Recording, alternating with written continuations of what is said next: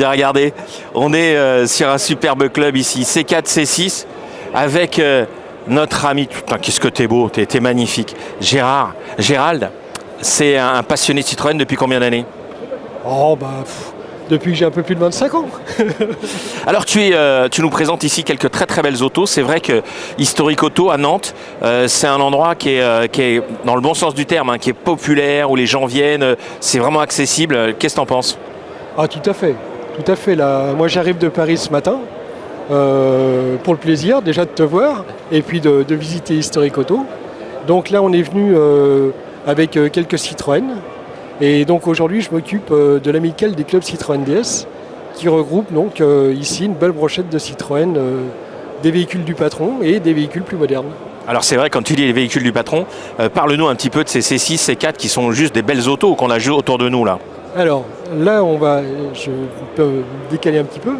Donc nous avons un cabriolet C6 ici, qui est de 1931. Ici nous avons un coupé C4, qui est à peu près la même carrosserie mais avec des éléments qui ont été additionnés par Citroën, qui est de 28. Et nous avons aussi une des grandes sœurs qui est la Rosalie et qui est un modèle 32 et qui représente, sans oublier la petite traction avant de 34 là-bas. Un modèle exceptionnel où d'ailleurs il n'y avait pas encore de coffre à l'arrière parce que ça ne tenait pas, c'est des petits problèmes de conception mais ça pouvait s'arranger. Et donc ça représente un petit peu les voitures qui ont été fabriquées à l'époque de Monsieur André Citroën.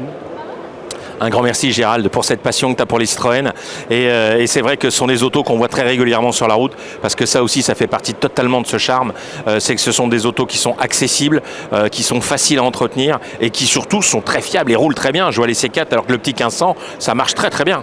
Un truc tout bête, on ne jette pas un truc qui marche, donc c'est pour ça qu'elles sont là. Parce qu'à l'époque, il y avait les autos modernes qui sortaient, mais le mec, il avait encore sa C4, il a foutu au fond de la grange, il savait que s'il se pointait avec 5 litres d'essence, une batterie, il repartait avec la bagnole. Pourquoi tu veux qu'il la jette? C'est une Citroën, ça tient, c'est pas une Renault, ça freine. Bon voilà, on s'est fâché avec tous nos amis de chez Renault. Ne nous en veuillez pas. En tout cas, merci à toi Gérald. C'est vraiment très très sympa de t'avoir avec nous. Et puis on va en profiter pleinement et on va continuer à se promener dans ce magnifique salon Historic Auto.